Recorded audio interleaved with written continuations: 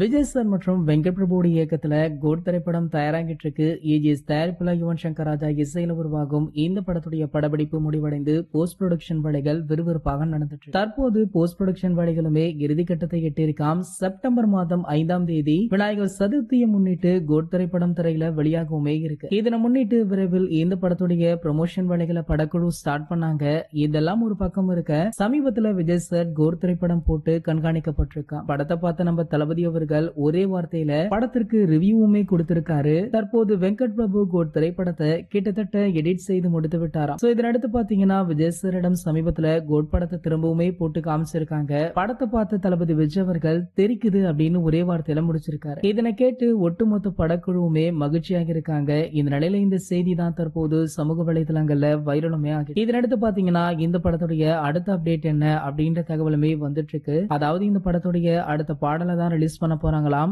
இது வரைக்குமே இந்த படத்துல இருந்து 2 பாடல்கள் வெளியாகி, அதன்படி பாத்தீங்கன்னா அடுத்த வாரம் இந்த படத்துடைய 3வது பாடல் வெளியாக இருக்கு. மேலுமே இந்த பாடலை நம்ம கமலஹாசனுடைய மகள் ஸ்ருதிஹாசன் அவங்க பாடியிருக்காங்க அப்படின்றதுமே குறிப்பிடத்தக்கது. இது போன்ற தளபதியை பற்றி வெளியாகும் அனைத்து செய்திகளுமே நீங்கள் உடனே தெரிஞ்சுக்க நம்மளுடைய தளபதி 360 அப்படின்னு நம்ம சேனலை சப்ஸ்கிரைப் பண்ணிக்கோங்க. பக்கத்துல உள்ள பெல் ஐகானை கிளிக் பண்ணிட்டீங்கன்னா நீங்க நம்ம வீடியோவை மிஸ் பண்ணாம பார்க்கலாம்.